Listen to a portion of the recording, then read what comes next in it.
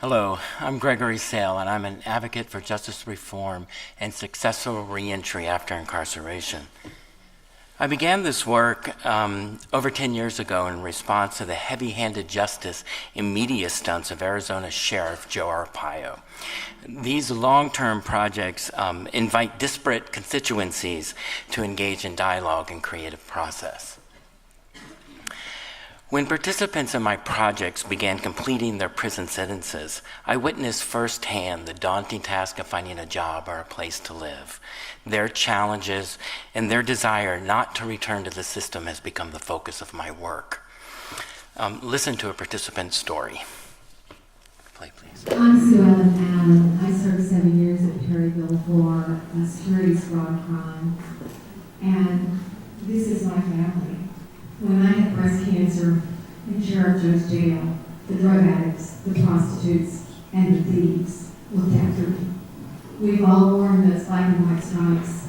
Did you see how when they started putting those shackles back on, how their faces changed and they became faceless again? We're not faceless and not voiceless. I found my passion in prison. And now I run a nonprofit agency called Gina's Team. We bring educational programs back into the prisons, and we have a welcome home program to meet women when they get out and mentor them and help them. After the guests settle into their seats, the room darkens. The screen lights up with the image of a hand painting black stripes on a white wall. Inmates are painting the walls of a museum in their own likeness. 5 minutes into the film, a young man in jeans and a t-shirt stands up. He makes his way towards the aisle. He takes a seat in a row of chairs reserved for honored guests. What the audience didn't initially know was that the same individuals who were in the film as inmates were sitting next to them as free citizens.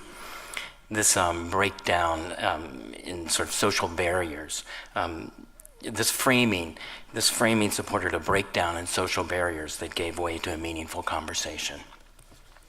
America is starting to wake up to how broken the criminal justice system is. President Obama and even conservatives are now leading the charge. Here we have juxtaposing headlines from Arizona and California. In California, the emergence of a reform effort is being enacted by voters and legislators, which in turn gives hope to those inside the system. While I continue to work in Arizona, last year I became an embedded artist with the Los Angeles-based Anti-Recidivism Coalition, also known as ARC.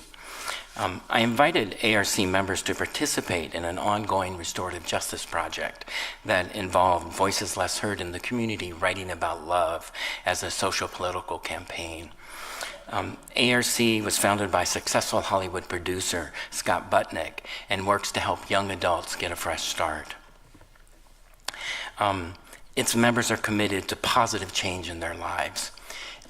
At 15, Dominic was sentenced to 35 years. He participated in a project I co-created for a conference in Pennsylvania.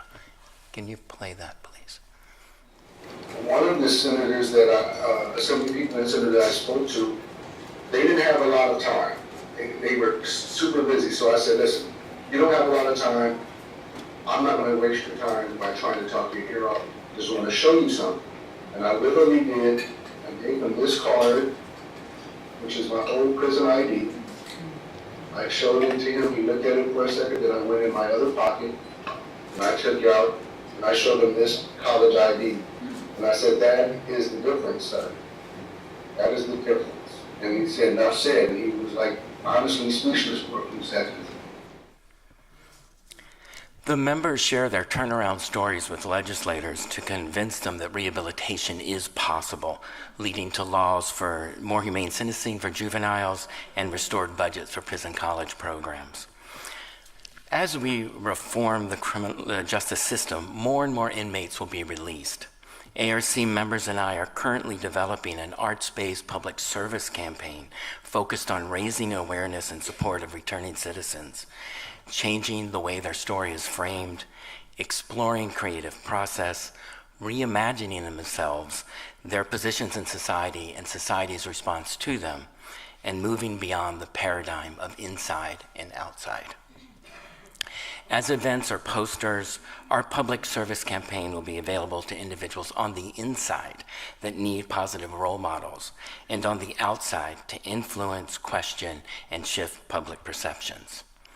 So my ask, we are looking for cultural venues who can donate workshop and performance space.